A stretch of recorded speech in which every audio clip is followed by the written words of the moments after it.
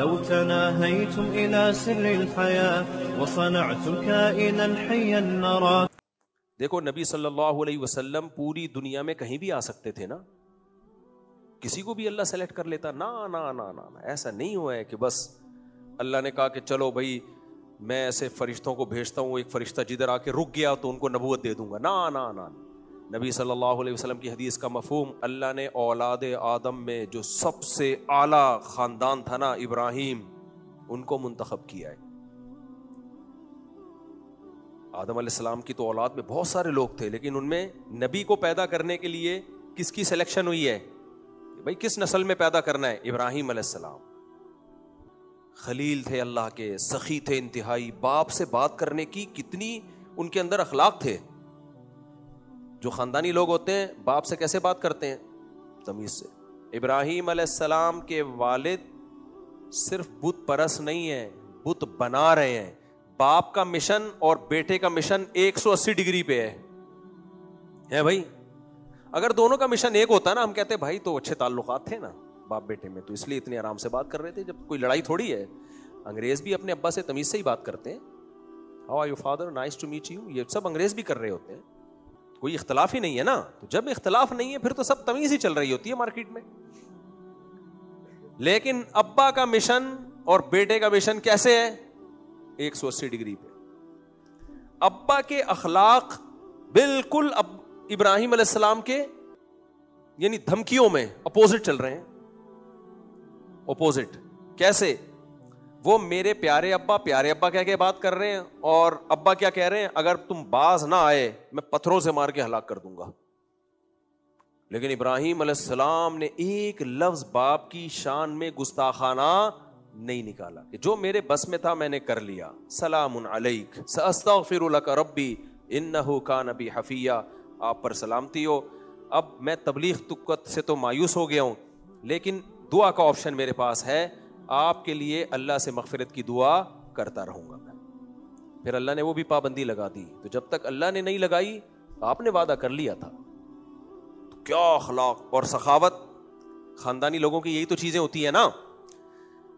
تمہیں کیا بتائیں خاندانی کسے کہتے ہیں میرے بھائی؟ خاندانی اسے کہتے ہیں جو بہادر ہوتے ہیں, خاندانی اسے کہتے ہیں جو سخی ہوتے ہیں, خاندانی انہیں کہتے ہیں جو وفادار ہوتے ہیں. سمجھتے ہو کہ نہیں سمجھتے؟ خاندانی اسے کہتے ہیں جن میں غیرت ہوتی ہے. یہ کوالٹیز ہوتی ہیں جن کی وجہ سے کسی کو خاندانی کہا جاتا ہے. ہمارے ہاں خاندانی اسے کہا جاتا ہے 3 پیس سوٹ اور ٹائی میں رہے, وہ ہاتھ میں بریف کیس ہو, پڑھا لکھا لگ رہا ہو شکل سے. پھر تو میرے بھائی ابھی کیا مثال دوں میں, پھر تو بڑے بڑے دنیا کے چور بھی خاندانی کہلائیں گے. دیکھنے میں وہ بھی بڑے سوٹ ٹائی وائی. نا ٹماٹر والا بھی خاندانی ہو سکتا ہے, رکشے والا بھی کیا ہو سکتا ہے. یہ تو اللہ کی تقدیر ہے کہ کسی کو پیسہ دے دیا, کسی کو پیسہ نہیں دیا. میں ایک سبزی والے کا قصہ سناتا ہوں نا اکثر. پٹھان تھا, سیدھا سادہ, کپڑے بھی بیچارے ظاہر ہے غریب ہے, وہ نہیں کپڑے چینج کر سکتا بار بار. بہت پرانا قصہ ہے, یہیں ریڑھی لگایا کرتا تھا. میں اس کے پاس گیا کوئی ٹماٹر شماٹر لینے کے, پھر اسے دوستی ہو گئی. جمعے کے دن میں جا کے بیٹھا کرتا تھا اس کے پاس. چھٹی ہوتی ہے نا جمعے کو, تو چائے شائے پی کے ہم تھوڑا لوفری کے لیے نکلتے تھے. ہماری لوفری یہی ہے بھائی, ادھر چلے گئے ادھر انڈا موڑ پہ بیٹھ گئے, اس سے زیادہ کیا لوفری کریں گے, کیونکہ اس پہ کلپ آ جائے گا. اچھا مفتی صاحب تو بڑے لوفر تھے. یہی لوفری تھی ہماری. مولویوں کی اس کے علاوہ بیچاروں کی کوئی لوفری ہوتی نہیں ہے. تو ہم چائے شائے پی کے 10-11 بجے ذرا, وہ سبزی والا تو اس سے میری گپ شپ ہو گئی, بیٹھ جاتا تھا میں. مجھے اس سے اچھا لگتا تھا وہ گپ شپ میں نا. ایک دن کیا ہوا, کوئی خاتون آئیں اور کہنے لگیں تم نے جھوٹ بولا ہے, اور پتہ نہیں کچھ اس نے وہ ٹماٹر تم نے یہ دیے فلانے دیے, جھوٹ بولا ہے. وہ کہہ رہا ہے غلطی ہو گئی مجھ سے, میں جھوٹ نہیں بولتا, میں جھوٹ نہیں بولتا. اچھا وہ پرانی کسٹمر تھی, نہیں تم نے میرے ساتھ چوری کی ہے, ڈنڈی ماری ہے, جھوٹ بولا, اس طرح کے. وہ بار بار کہہ رہے بھائی میں چور نہیں ہوں, نہ میں چوری کرتا ہوں, غلطی سے آگے پیچھے ایک آدھ ٹماٹر اوپر نیچے ہو گیا ہوگا. 2-4 دفعہ جب اس خاتون نے کہا نا, اس نے سبزی واپس لی, پیسے دیے, بولا آج کے بعد آپ سے ختم. حالانکہ پرانے کسٹمر کو کوئی اس طرح سے ریجیکٹ نہیں کرتا. وہ کہنے لگا میں چور نہیں ہوں, نہ میں جھوٹ بولتا ہوں, یہ الزام میرے اوپر ہلکا الزام نہیں ہے. دیکھو کہنے کو تو یہ بد اخلاقی ہے, کہنے کو یہ کیا ہے, بد اخلاق. لوگ کہیں گے بے وقوف پرانے کسٹمر کو کاٹ رہا ہے. غیرت بھی تو کوئی چیز ہوتی ہے نا. جو چور ہوتا ہے نا اس کو آپ جتنا مرضی چور بولو تھینک یو کہہ کے نکل جائے گا. اس کو بولو بے غیرت, اس پہ کوئی اثر نہیں ہوگا, چونکہ واقعی وہ چور نہیں تھا اور 2 نمبر بھی نہیں. اس کا کہنا یہ تھا اما یہ کہہ دو بھائی غلطی سے, اور پھر بار بار وہ خاتون اس بات کو ریپیٹ کر رہی تھی. مجھے لگا بندہ کیا ہے, بولو خاندانی. غیرت کا, عزت کا سودا. دیکھو اسلام میں سب سے پہلے جس چیز کی حفاظت فرض ہے نا وہ عزت ہے. پھر اس کے بعد سب سے پہلے جان, پھر اس کے بعد عزت. جان اس لیے کہہ دیا کہ بعض دفعہ 6 آدمی لڑنے کے لیے آئے ہوئے ہوتے ہیں, عزت اس میں ہوتی ہے کہ اکیلے ان سے لڑو. عزت تو اس میں بہت ہو جائے گی لیکن جان جائے گی. 4-6 آدمی آ گئے نا ایک آدمی سے, وہ ایک آدمی تھا اس نے کہا میں بہت غیرت والا آدمی ہوں, میرے کسی علاقے میں جا رہا تھا 6 آدمی آئے مجھ سے لڑنے کے لیے. کہہ رہے پھر کیا ہوا؟ کہہ رہے میں نے ان 6 سے بولا کہ بیٹا تم لوگ تو ڈنڈے کے ساتھ تو خالی ہاتھ آؤ نا. کہہ رہے خالی ہاتھ آئے طبیعت سے کوٹا انہوں نے مجھے نا. کہہ رہا مجھے بے عزتی محسوس ہوئی کہ ان 6 سے میں نے مار کھا لی. تو کہتے ہیں میں نے ان سے بولا کہ تمہارا علاقہ ہے نا کبھی میرے علاقے میں آؤ. کہہ رہے انہوں نے میرے علاقے آ کے مارا مجھے. صحیح. تو اب ضرورت کیا ہے بھائی, تو کمزور ہے, تو غیرت میں اتنے بڑے طاقتوروں سے پھڈا کیوں لے رہا ہے؟ تبھی شریعت میں حکم ہے کہ اگر تم آدھے ہو اور دشمن ڈبل ہو تو لڑنے کی اجازت, پھر لڑنے کی اجازت ہے. آدھے سے بھی کم ہو تو لڑنے کی اجازت نہیں ہے, پھر بھاگنا ہے. دیکھو اصحاب کہف کا واقعہ قرآن میں آتا ہے نا کہ اصحاب کہف کو قتل کا خوف تھا تو اپنا علاقہ چھوڑ کے نکل گئے اور کہنے لگے کہ یہ سکہ لے کے جاؤ اور فَلْيَنْظُرْ أَيُّهَا أَزْكَىٰ طَعَامًا وَلْيَتَلَطَّفْ فَلْيَأْتِ بِرِزْقٍ مِّنْهُ. کیا الفاظ ہیں بھائی پوری آیت؟ وَلْيَتَلَطَّفْ کہ چپکے سے جانا اور حلال کھانا لے کر آنا. إِنَّهُمْ إِن يَظْهَرُوا عَلَيْكُمْ يَرْجُمُوكُمْ أَوْ يُعِيدُوكُمْ فِي مِلَّتِهِمْ وَلَن تُفْلِحُوا إِذًا أَبَدًا. کہنے لگے اگر تم ان کو پتہ چل گیا نا ہم یہاں چھپے ہوئے ہیں, یا تو ہمیں اپنے دین میں دوبارہ مرتد بنا دیں گے یا ہمیں قتل کر دیں گے, اور اس صورت میں ہم کبھی بھی کامیاب نہیں ہو سکتے. سوال پیدا ہوتا ہے بھائی مرتد ہونے کی صورت میں تو بات صحیح ہے کہ کامیاب نہیں ہو سکتے, لیکن اگر وہ آپ کو قتل کر دیں تو آپ تو شہید ہو جاؤ گے نا, تو اس کو ناکامی کیوں کہہ رہے ہو آپ؟ میں سمجھا پا رہا ہوں اپنی بات. بھائی ان نوجوانوں نے یہ کہا کہ ہم چپکے سے جانا, اس علاقے میں اسلام دشمنوں کا علاقہ ہے, اگر انہوں نے ہمیں مار دیا تو ہم کامیاب نہیں ہو سکتے. بھائی مار دیا تو شہید ہو جاؤ گے نا, تو شہید تو کامیاب ہوتا ہے, لیکن یہ کیا کہہ رہے ہیں وَلَن تُفْلِحُوا إِذًا أَبَدًا. وجہ اس کی ہے کہ یہ شہادت نہیں ہوگی, یہ خودکشی ہوگی. جب آپ کو پتا ہے کہ اس علاقے میں جاؤ گے 100% مارے جاؤ گے, تو پھر یہ شہادت کے منہ میں زبردستی گھسنا جب جس کا کوئی آؤٹ پٹ بھی نہیں ہے, کوئی فائدہ بھی نہیں ہے, تو یہ تو خودکشی ہے نا. بھائی اس شہادت میں ثواب ملتا ہے جو آپ کے شہید ہونے سے اسلام کو غلبہ مل رہا ہو یا مظلوم کی مدد ہو رہی ہے. یہاں تو کچھ بھی نہیں ہو رہا. یہ 3-4 آدمی شہید, 3 آدمی شہید ہو گئے تو ہوگا کیا؟ کچھ بھی نہیں ہوگا. جو 2-4 توحید کا نام لینے والے لوگ تھے وہ بھی دنیا سے ختم ہو جائیں گے. یہ جو آج کل تحریکیں چل رہی ہیں نا, وہ یوں کر دو, یوں اڑا دو, پھڑا دو, اور یہ مولوی لوگ بزدل بن کے بیٹھے ہوئے ہیں. بھائی صاحب آپ کے پاس کوئی پیکج ہے نہیں, تو اڑانا پھڑانا اسلام میں کوئی ثواب کا کام نہیں ہے. ملک کے اندر انارکی پھیلا رہے ہوتے ہیں, یہ حکومت کو یوں کر کے پلٹ دو اسلحے کی طاقت سے, زور سے, خون خرابہ ہوگا. آپ کے پاس ہے کیا؟ نظام تبدیل کر دو. تو نظام کیسے تبدیل کریں؟ پیکج کیا ہے آپ کے پاس؟ پیکج کیا بس نکلو, یہ نہیں ہوتا. صحیح ہے نا, پہلے کوئی پیکج دو سوٹیبل. خام خواہ میں لوگوں کی جانیں ضائع کرنا, مال ضائع کرنا جس کا آؤٹ پٹ کچھ بھی نہ ہو, یہ حرام ہے, ناجائز ہے. پھر لوگ ایسے موقع پہ فوراً کیا کہتے ہیں, ہم کام کے مکلف ہیں, نتیجے کے ہم مکلف نہیں ہیں. یہ لوگ جواب میں کہتے ہیں ہمارے ذمے کام کرنا ہے, نتیجہ نہیں ہے. نا نا نا نا نا, ہمارے ذمے وہ کام کرنا ہے جس کا نتیجہ نکلنے کا چانس ہو. جب نتیجہ نکلنے کا چانس نہیں ہے تو پھر کام ناجائز ہے. سمجھتے ہو کہ نہیں سمجھتے؟ اس کی مثال ہے, آپ کو بخار ہو گیا, آپ ڈاکٹر کے پاس گئے, ڈاکٹر نے کہا ٹیکا لگاؤں گا. آپ نے کہا ڈاکٹر صاحب ٹیکا لگانے سے فائدہ ہوگا؟ کہہ رہے میرا کام ٹیکا لگانا ہے, ہم نتیجے کے مکلف نہیں ہے. آپ بولو گے ٹیکا بذات خود مقصود نہیں ہے. بھائی ٹیکے سے فائدے کی امید ہے تو ٹھوک دو, ٹیکا نہیں ہے, کیونکہ ٹیکا مقصد نہیں ہے. تو نہ شریعت میں جہاد بذات خود مقصود ہے, نہ بغاوت بذات خود مقصود ہے, نہ نہیں علی المنکر بذات خود مقصود ہے. یہ جب مقصود ہے جب اس میں فائدے کا چانس ہو, فائدے کی امید ہو. نہیں ہے تو یہ پھر جائز نہیں ہے. جہاں امید ہوگی وہاں یہ کیا جائے گا. اسباب کی دنیا میں امید ہو, یہ نہیں کہ آپ کو یہ ہو کہ فرشتے آئیں گے. جب اسباب کی دنیا میں امید ہوگی پھر آپ کریں گے تو پھر فرشتے بھی اللہ بھیجے گا. اور یہ بات اقدامی جہاد کی ہے. جہاں دفاع کی بات ہوگی نا, دفاع, کوئی قوم آپ پہ حملہ کر دے, پھر یہ اصول نہیں ہے, پھر تو دفاع ہی, کیونکہ موت ہی ہے نا. نہیں لڑو گے تو بھی موت ہے, لڑو گے تو بھی کیا ہے, موت ہے. تو پھر یہ کہ پھر شریعت کہتی ہے کہ لڑو. پھر تو خلط ملط کر دیتے ہیں لوگ بحث کو. خیر, میں عرض کر رہا تھا کہ اصحاب کہف نے کیا کہا کہ ہم مارے گئے تو کیا ہو جائیں گے, ناکام. تو ان کو شہادت سے تعبیر نہیں کیا. وجہ اس کی یہ تھی کہ جب آپ کو یقین ہے اس علاقے میں جائیں گے تو انہوں نے, دشمنوں نے, کافروں نے قتل ہی کرنا ہے اور اس کا کوئی آؤٹ پٹ نہیں ہے, تو اس قتل کا کوئی فائدہ نہیں ہے. تو یہ شہادت نہیں کہلائے گی. شہادت وہ جو اللہ کی طرف سے ہو, اللہ کے حکم پر ہو. جب اللہ کے حکم نہیں ہے, جا کے خام خامے اپنے آپ کو دشمنوں کے حوالے کر دینا, جیسے بعض لوگ کرتے ہوتے ہیں نا کہ ہم تو بہادر بنیں گے, یہ کریں گے, ایسی کی تیسی. کچھ نہیں ہے بھائی. جب کوئی فائدے کی چانس ہی نہ ہو تو ایسی بہادری کا شریعت میں حکم نہیں ہے. تو جب جان اور غیرت کا مسئلہ ہوگا تو پہلے کس کو رکھنا ہے, جان کو رکھنا ہے. ہاں, بعض دفعہ اللہ کا حکم ہوتا ہے, اللہ کا حکم ہوتا ہے, وہ ایک الگ بحث ہے, اس کی بڑی لمبی چوڑی تفصیل ہے.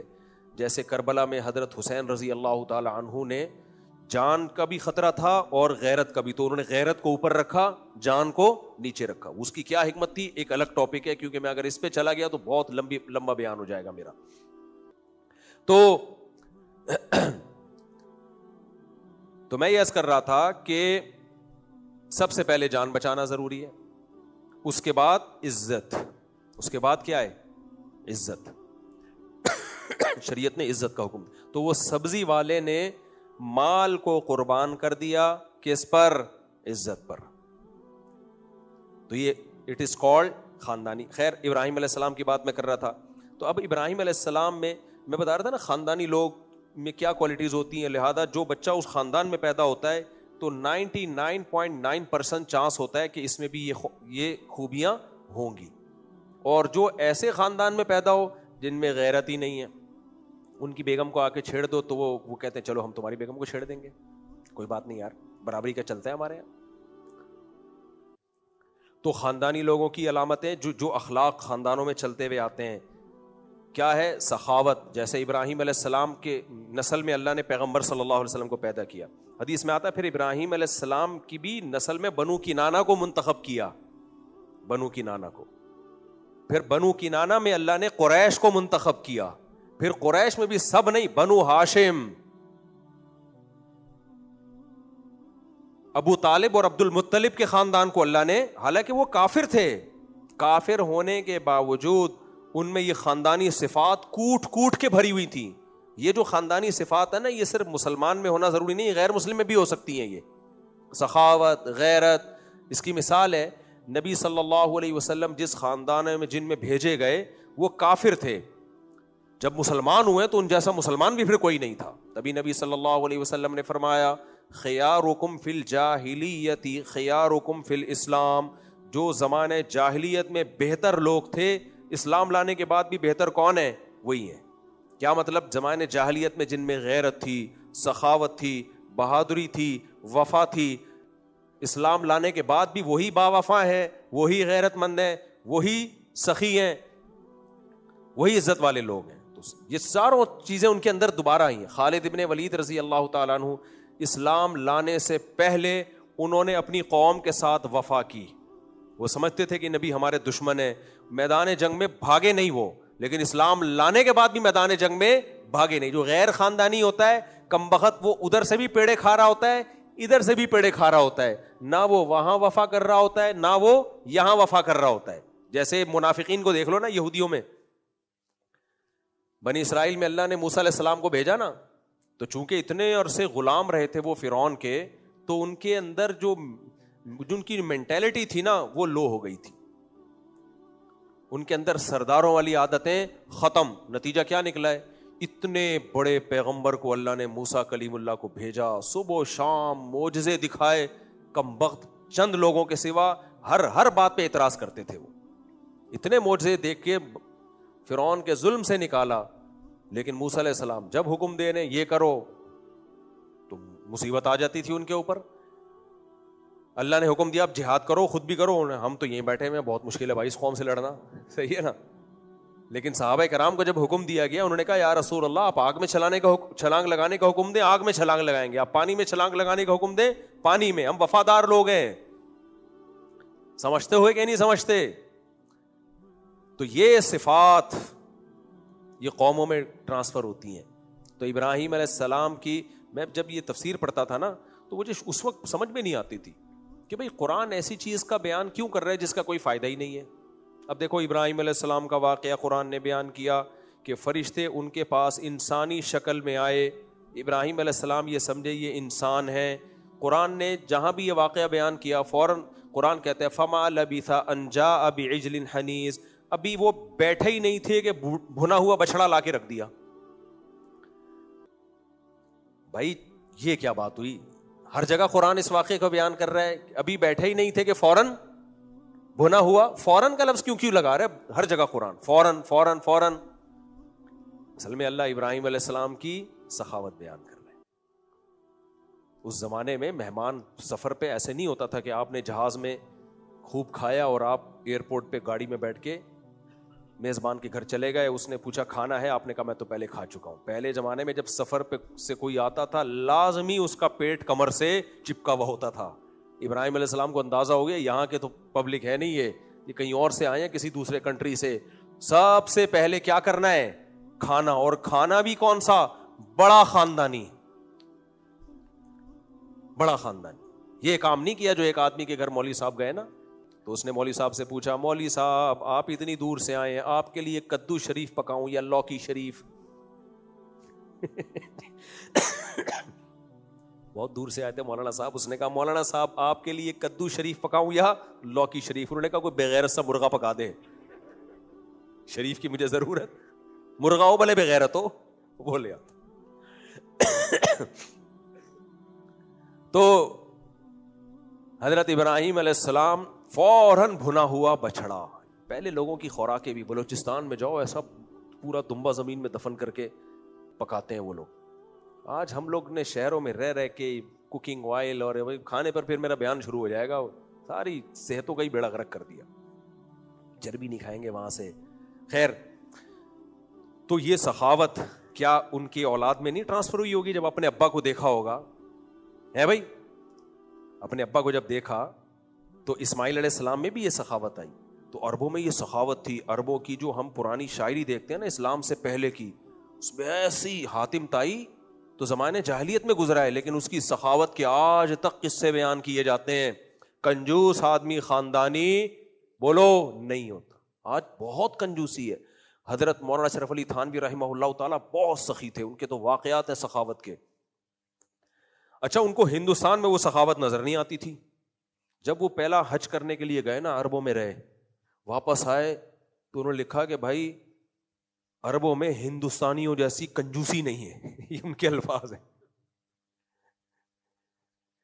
مقصد یہ نہیں تھا کہ ہندوستانی کنجوس ہوتے ہیں, مقصد یہ تھا کہ سخاوت تو اب ہمیں دیکھنے کو ملی ہے. اب تو قومیں مرج ہو گئی ہیں آپس میں. حالانکہ ہندوستان میں جو سخی ہیں وہ تو اب بھی بہت سخی ہیں.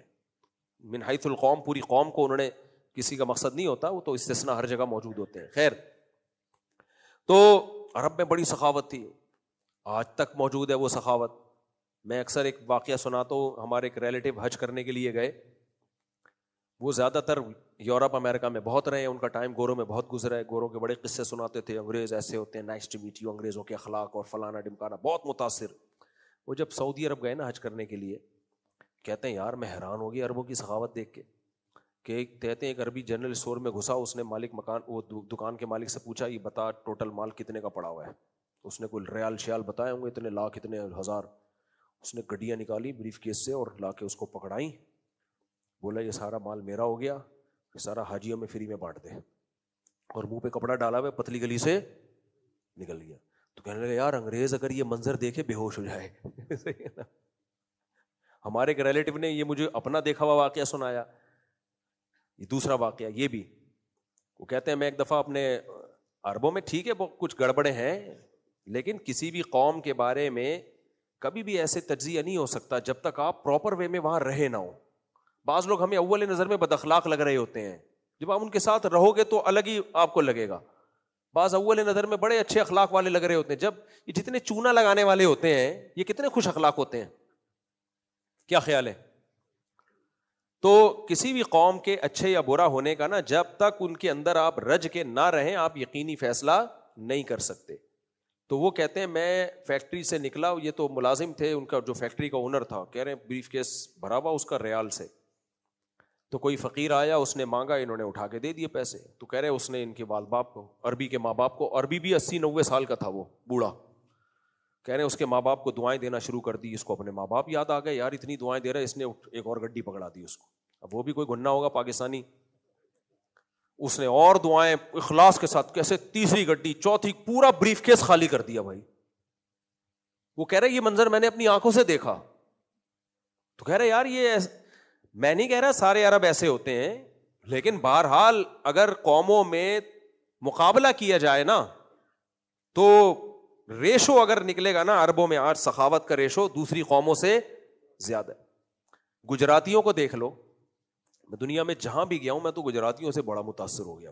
گجراتی میمن, صورتی گجراتی, جہاں جائیں گے ایک مسجد بنائیں گے, مدرسہ بنائیں گے, مدرسے کے بچوں کا سارا خرچہ خود اٹھائیں گے, ٹیچروں کی تنخواہیں خود, کوئی چندہ وندہ بھی نہیں, سارا خود. آدمی حیران ہوتا ہے یار تم کیا کر رہے ہو, یعنی پھر اس کی برکتیں ان کے خاندانوں میں نظر آتی ہیں. تو کنجوس آدمی اللہ کو پسند نہیں ہے. اب ایسے سخی خاندان کی لڑکی کنجوسوں میں چلی گئی. شوہر جو ہے نا وہ بیگم کی اس نے جیب خرچی باندھ دی کہ میں تمہیں, اول تو جیب خرچی باندھے گا ہی نہیں, وہ بیگم کو کھلائے گا, وہ کہے گی مجھے انڈا کھانے کا دل چاہ رہا ہے, 3 دن تڑپائے گا, اس کے بعد ایک انڈا اٹھا کے لے آئے گا, یہ کھاؤ. وہی کنجوس والا لطیفہ دوبارہ سنا دیتا ہوں. اب ایسے خاندان کی لڑکی ایسے خاندان میں چلی جائے جو اس ٹائپ کے ہوں, اس ٹائپ کے ہوں, تو وہی وہ لطیفہ ہے نا. وہ ایک آدمی دیسی گھی لے کر آیا تو بچوں کو کہا کہ الماری ڈبے سے لگا لگا کے کھاؤ, کیونکہ ڈبے میں چکنائی تھی نا, ڈبے سے لگا لگا کے کھاؤ. بچے ڈبے سے لگا لگا کے کھاتے رہے. اس کا کہیں سفر ہو گیا, اس نے وہ ڈبہ الماری میں رکھ دیا, ایسا نہ ہو کہ میں آؤں تو اس کے جنازہ نکلا وہ. تو کہا کہ دیکھو اب تھوڑے دن صبر کر لینا. آیا تو پوچھا گھی تو نہیں کھایا, انہوں نے کہا بچے بھی کنجوس کے بچے تھے. وہ کہنے لگے ابو ہم الماری سے روٹی لگا لگا کے کھاتے تھے. اس نے رکھ کے تھپڑ لگایا, بولے بے شرمو, کچھ دن گھی کے بغیر گزارا نہیں ہو سکتا تھا تمہارا. اب بتاؤ اس خاندان کی عورت جس نے اپنے باپ میں سخاوت دیکھی ہو, بہنوں پہ بھی خرچ کر رہا ہے, بھائیوں پہ بھی خرچ کر رہا ہے, اور دسترخوان بھی وسیع کیا ہوا ہے, اور خوب کھلا رہا ہے, پلا رہا ہے, صدقہ خیرات بھی کر رہا ہے, جاتے جاتے غریبوں پہ بھی خرچ کر رہا ہے. وہ جب ایسے آدمی کے پاس جائے گی تو گزارا ہوگا؟ ظاہر ہے وہ بولے گی اب کیا مصیبت میں ڈال دی ابا, کس گھٹیا آدمی سے ہماری شادی کر دی ہے. ہوتے ہیں ایسے, میرے پاس تو ہر طرح کے کیس آتے ہیں. کنجوس نکلتا ہی نہیں جیب سے. ہمارے محلے میں ایک دکاندار رہا کرتا تھا, اب کسی کو نہیں پتا, بڑا پرانا قصہ ہو گیا. بڑا مشہور تھا وہ کنجوس. ہم جب چارانے ہوا کرتے تھے, جو بزرگ لوگ ہیں ان کو پتا ہے, 1 روپے کا چوتھا حصہ چارانے. ہم چارانے کی بسکٹ خریدتے تھے, وہ چارانے کو نا لائٹ میں لے جا کے دیکھتا تھا یوں کر کے کہ کھوٹے تو نہیں ہے کہیں. ہم چھوٹے تھے, ہمیں اس وقت ہنسی آتی تھی, ابے تیرے کو $20,000 دے رہا ہو نا تو چیک کر اس کو. چونی وہ کیا کرتا تھا, گھنٹہ دیکھتا تھا یوں کر کے, کبھی ایک آنکھ کھول کے کبھی دوسری آنکھ کھول. تو اس کا نام بنیا رکھ دیا تھا سب نے, ایسے چونی کو دیکھتا تھا. اچھا ایسے لوگ ہمیشہ بےچارے غریب کے غریب ہی رہتے ہیں, غریب کے غریب ہی رہتے ہیں. تو بہادری ہے, وفا ہے. بہت سے خاندانوں میں وفا ہوتی ہے, بہت سے خاندانوں میں وفا ہوتی نہیں ہے. ان کی جین میں یہ بات شامل ہو جاتی ہے کہ پینترے بدلنا ہے, 2 نمبری. جب منہ سے بولیں گے لگے پتہ ہی نہیں چلے گا سچ بول رہا ہے کہ جھوٹ بول رہا ہے. تو یہ چیزیں تو شریعت نے کیا کیا بھائی, حکم دیا کہ جب عورت کا نکاح ہوگا تو خاندان کو دیکھا جائے گا. یہ نہیں کہ غیر خاندان میں شادی نہیں ہے، نہ، غیر خاندان کی بات نہیں ہو رہی، اونچے اور نیچے خاندان کی. اب اونچے اور نیچے خاندان کا فیصلہ کون کرے گا؟ عرف کرے گا، کہ عرف میں جو خاندان ان اخلاقی برائیوں میں مشہور ہو چکے ہیں. پہلے تو بہت ہوتا تھا، اب تو چونکہ خاندان نظام ہی تباہ ہوتا جا رہا ہے نا، اب تو سب مرج ہوتا جا، سارے یا تو بغیرت بن جائیں گے یا سارے ہی غیرت مند بن جائیں گے. اب تو وہ سسٹم ہی بہت حد تک کم ہو گیا ہے. تو اس کا جیسے انگریزوں میں تو ہے ہی نہیں نا خاندان، وہ سارے ہی، سب نے عورتوں نے چڑیاں پہن کے گھومنا ہے، سب نے ہی الا ماشاء اللہ سبھی ایک ہی جیسی سخاوت ہے، سب میں ایک ہی جیسی کنجوسی ہے، بہت تھوڑا فرق ہے. لیکن خاندانی اثرات جو خاندان جب ہوا کرتے تھے، اب بھی ہے، تو وہ منتقل ہو کے آتے تھے. ہوا و حرص والا دل بدل دے، میرا غفلت میں ڈوبا دل بدل دے.